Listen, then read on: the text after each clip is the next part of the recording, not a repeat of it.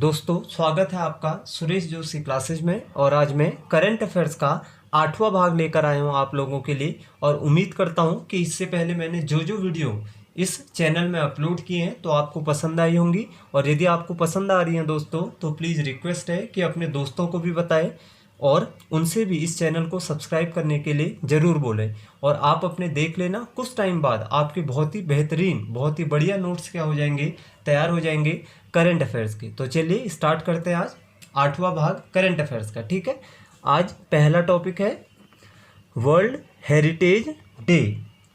विश्व विरासत दिवस कब मनाया जाता है?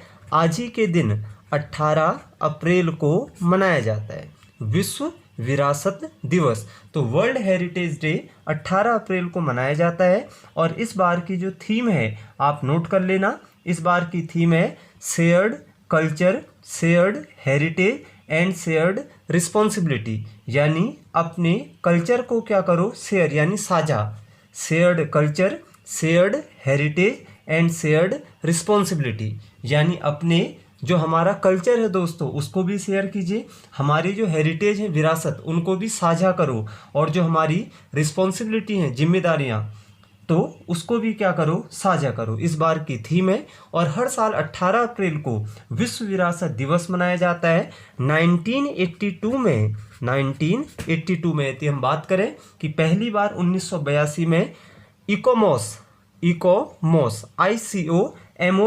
ये वो संस्था थी जिसने ट्यूनीशिया में, एक देश है ट्यूनीशिया, तो ट्यूनीशिया देश में इसकी क्या की थी, सिफारिश की थी। तो 1982 में पहली बार इसको सेलिब्रेट किया गया था। और अगले साल 1983 में यूनेस्को ने इसको क्या कर लिया था, शामिल कर लिया था अपनी लिस्ट में। ध्यान से सुनना दोस्तों। तो इकोमोस 1982 में इकोमोस ने इसको क्या कर लिया था, सिफारिश की थी और यहाँ पर ये पास हो गया था। और अगले साल यूनेस्को ने 1983 में इसको अपने क्या कर लिया था, अपना लिया था। ठीक है, अब यदि हम इकोमोस की बात करें, इसकी फुल फॉर्म होती है इंटरनेशनल काउंसिल ऑन मोनूमेंट्स। जितने मोनूमेंट्स मतलब विरासत, ये जो हेरिटेज वगैरह होते हैं, ठीक है, international council on monuments and sites. इसकी फुल फॉर्म क्या हो गई, international council on monuments and sites. और ये संस्था कब बनी थी, 1965 में। यदि पूछ ले कि संस्था कब बनी थी तो ये ऑर्गेनाइजेशन बनी थी 1965 में। और इसका हेड ऑफिस है पेरिस। दोस्तों इसका हेड ऑफिस कहाँ पर है, पेरिस में है। और इसके प्रेसिडेंट वर्तमान में कौन है, तोशी दिख रहा होगा, तोशी कोनो, इसके क्या है, भी प्रेसिडेंट है। किसके, इकोमोस संस्था के। और बात करूं यूनेस्को की, तो यूनेस्को 16 नवंबर 1945 को बना। कहाँ पर, लंदन में। लेकिन इसका हेड ऑफिस कहाँ पर है, हेड ऑफिस इसका कहाँ पर है, पेरिस में ही। और इसके प्रेसिडेंट कौन है, ऑन्ड्रे एजोले। ठीक है, ऑन्ड्रे एजोले जिसके प्रेसिडेंट हैं यूनेस्को के। ठीक है, तो आप ये याद कर लेना दोस्तों कि हाल ही में आज ही के दिन क्या मनाया जाता है, हर साल वर्ल्ड हेरिटेज डे मनाया जाता है। ठीक है, विश्व विरासत दिवस। यदि पूछ ले कि पहली बार 1982 में इकोमोस ने अपनाया था और अगले साल 1983 में यूनेस्को ने इसको अपना लिया था। ठीक है, अब बात करें हम कि हर साल, देखो जैसे आपने सुना होगा, जो यूनेस्को है ये अपने हेरिटेज लिस्ट में क्या करती है, हर देश की जो सांस्कृतिक विरासत है या धरोहरें हैं उनको क्या करती है, शामिल। यदि मैं भारत की बात करूं, हमारे देश की, तो हमारे देश के कितनी विरासतें यहाँ पर शामिल हैं, 38। याद कर लेना दोस्तों कि वर्ल्ड हेरिटेज साइट की लिस्ट में भारत के कितनी विरासत स्थल हैं, 38, जो 3 पार्ट में डिवाइड हैं, 30, 7, 1।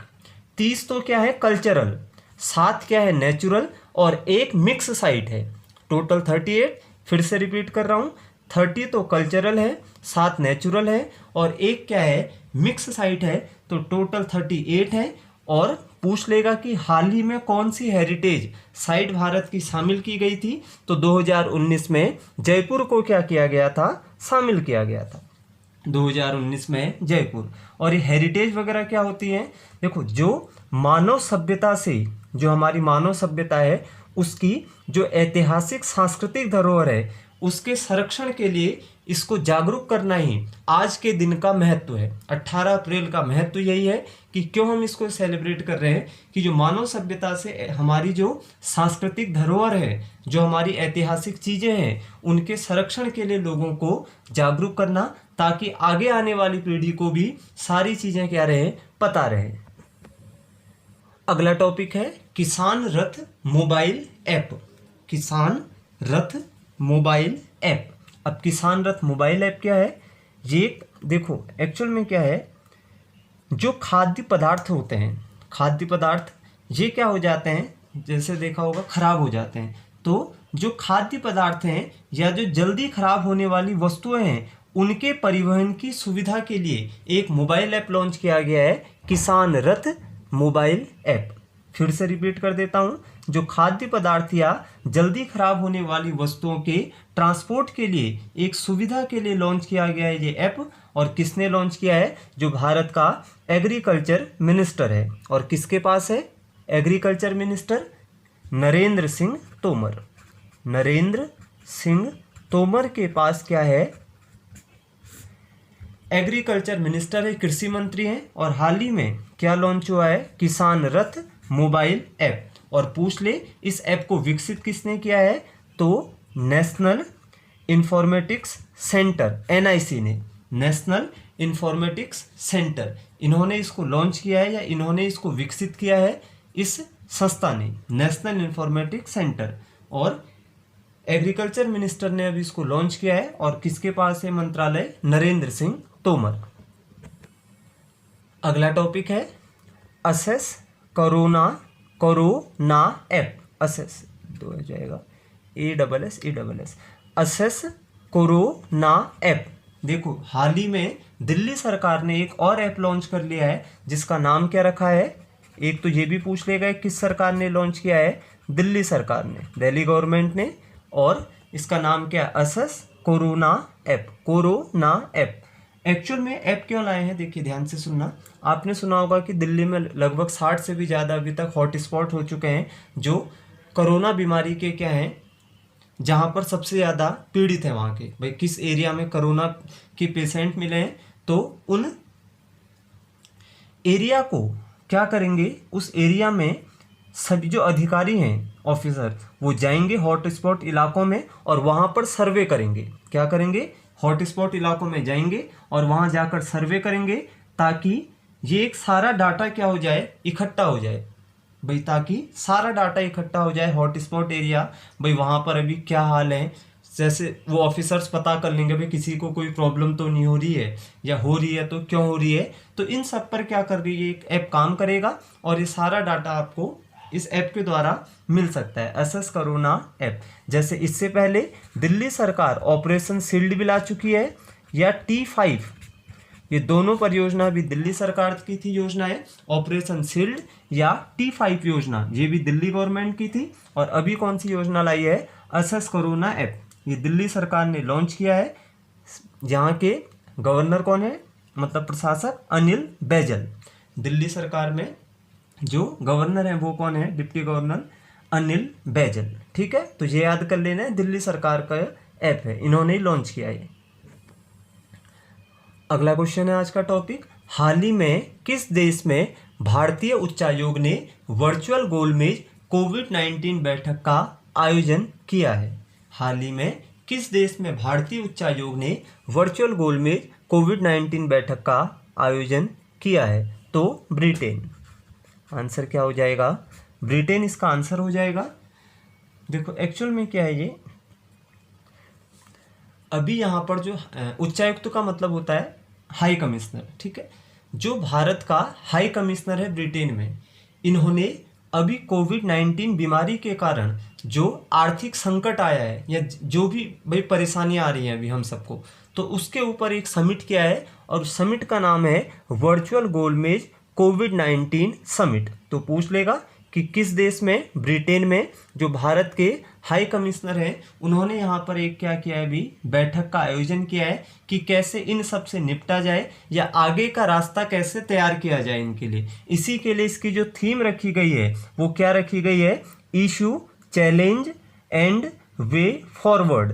क्या रखा गया है, issue, challenges and way forward, यानी चुनौतियों पर आगे का रास्ता तैयार, चुनौतियों पर आगे का रास्ता तैयार। ये इस बार की थीम भी रखी गई है क्योंकि भाई इसका यही एम है कि आगे को अब इससे कैसे हमें निपटना है या जो संकट है उससे कैसे हमें अब क्या करना है, बचना है। ठीक है। अच्छा, एक ये भी पूछ लेगा दोस्तों यहाँ पर कि भारत की किस संस्था ने साझेदारी के रूप में काम किया था यहाँ पर मीटिंग में, फिक्की।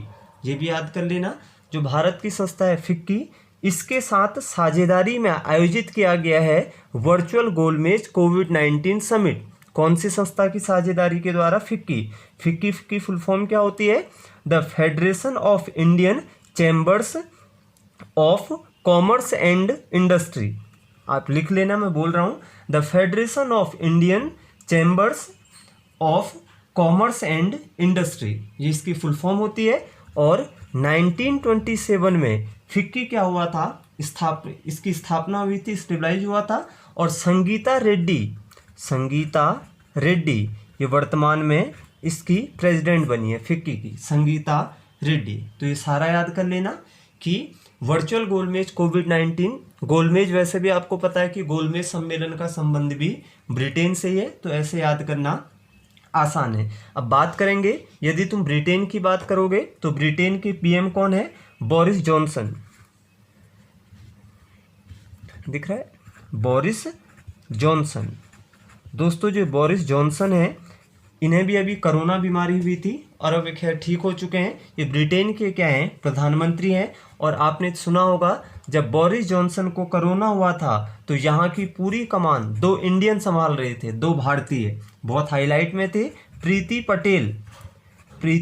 पटेल और ऋषि सुनक। ये 2 नाम आपने सुने होंगे काफ़ी। जब बोरिस जॉनसन क्या थे, कोरोना के कारण क्वारंटाइन थे, तो प्रीति पटेल और ऋषि सुनक, इन 2 लोगों ने पूरा ब्रिटेन का कार्यभार संभाला था। जो प्रीति पटेल हैं ये ब्रिटेन की होम सेक्रेटरी हैं, यानी गृह मंत्रालय इनके पास है। यदि पूछ ले कि पहली भारतीय ब्रिटेन में बनी है जिनके पास होम सेक्रेटरी का मिनिस्ट्री है, यानी गृह मंत्रालय। और ऋषि सुनक कौन है, फाइनेंस मिनिस्टर हैं ब्रिटेन के। ऋषि सुनक वित्त मंत्री हैं। और रुचि घनश्याम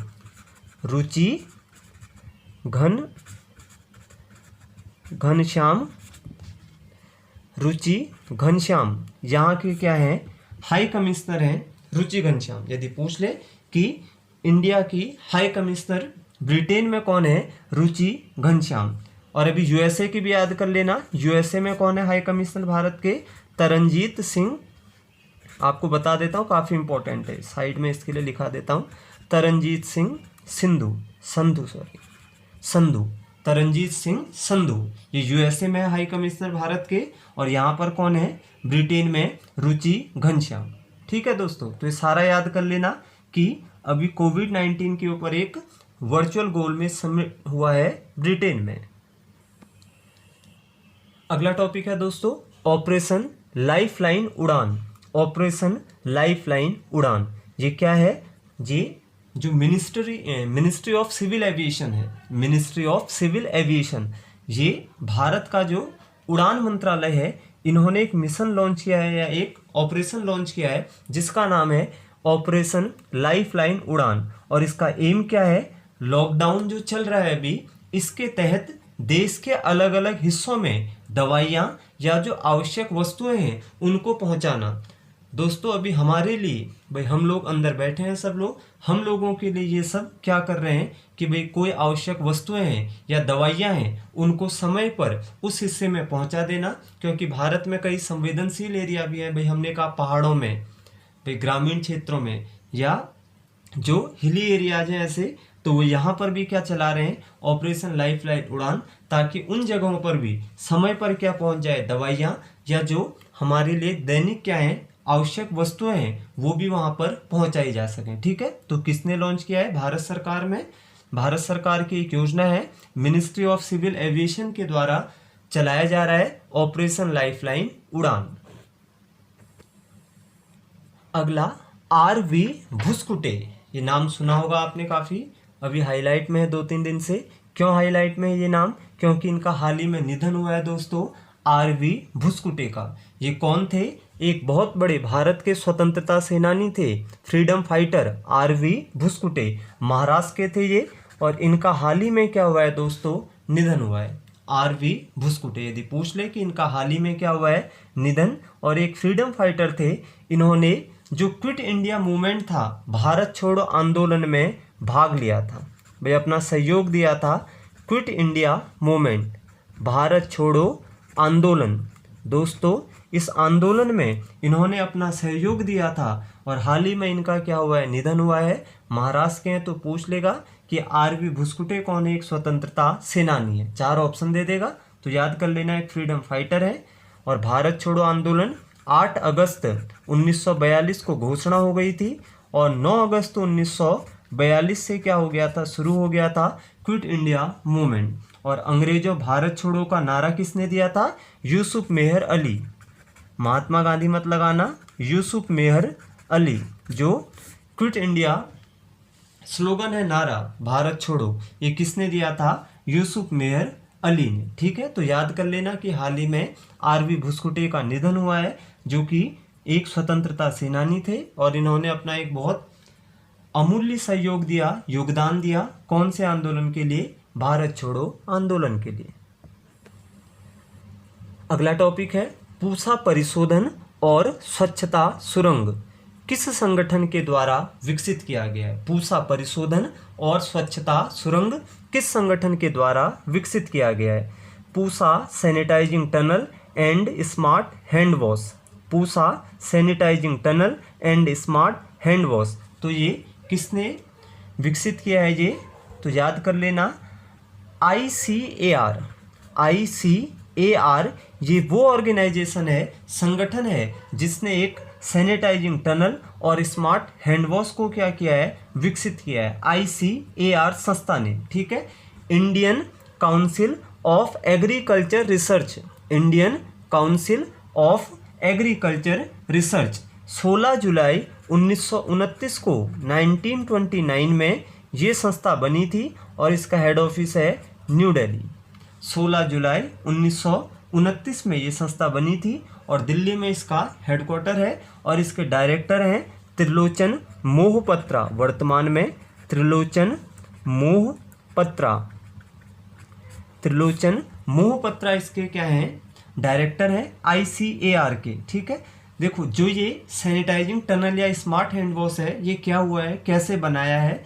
इसमें क्या है, साबुन और पानी के डिस्पेंसर का यूज किया गया है, और हाथ धोने की व्यवस्था की है। डिस्पेंसर का मतलब साबुन और पानी का कोई घोल टाइप का है, और उसको पैर से ऑपरेट करते हैं। जैसे पैर से नीचे कोई वो होगा, उसको प्रेस कर लो, ऊपर से खुद ही क्या आ जाएगा? वो साबुन और पानी का डिस्पेंसर आ जाएगा, और सैनिटाइजिंग का जो जो भी इन्होंने व्यवस्था है वो सारी ऑटोमेटिक हो जाएगी। ठीक है, तो ये याद कर लेना। इसमें अमोनियम कंपाउंड का यूज किया जाता है, वैसे अमोनियम कंपाउंड का भी। ठीक है, तो ये याद कर लो कि हाल ही में पूसा परिशोधन और स्वच्छता सुरंग ये किसने जारी की है, किसने लॉन्च किया है इसको या विकसित किया है? तो ICAR। अगला क्वेश्चन है, हाल ही में किस राज्य ने बाहर फंसे अपने राज्य के लोगों को 3500 रुपये देने की घोषणा की है? तो ये कौन सा राज्य है? अरुणाचल प्रदेश। दोस्तों अरुणाचल प्रदेश ने क्या किया है, जो उनके राज्य के लोग किसी दूसरी जगह पर फंसे हुए हैं तो उनको 3500 रुपये देने की घोषणा की है। एक पोर्टल लॉन्च किया है, जिसमें जो नागरिक हैं वो लोग अपना रजिस्ट्रेशन करवा लेंगे और इस सेवा का लाभ उठा सकते हैं। ठीक है, यहाँ के CM कौन है? प्रेमा खांडू, अरुणाचल प्रदेश के CM प्रेमा खांडू हैं, और BD मिश्रा यहाँ के गवर्नर हैं। मैंने पहले भी कहा था और अब भी कह रहा हूँ कि CM और गवर्नर याद होने चाहिए, और ये ऐसे ही याद होते हैं बार बार पढ़कर। जैसे अभी दोबारा कभी अरुणाचल प्रदेश का कोई करंट अफेयर का क्वेश्चन आ गया तो दोबारा हम वहाँ पर लिखा देंगे आपको कि प्रेमा खांडू यहाँ के क्या है, सीएम है, और बीडी मिश्रा यहाँ के गवर्नर हैं, और ईटानगर यहाँ की कैपिटल है। खैर कैपिटल तो सबको याद होंगी नॉर्मली, लेकिन ये गवर्नर और सीएम ये जरूर याद होने चाहिए, क्योंकि ये भी अभी हर एग्जाम्स में अब ऐसे क्वेश्चंस आ रहे हैं। ठीक है, तो आज का ये वीडियो समाप्त करते हैं और अगला पार्ट कल लाएंगे। तो यदि आपको वीडियो पसंद आ रही है दोस्तों, तो आपको पता है आगे क्या करना है। ठीक है, बाय बाय दोस्तों।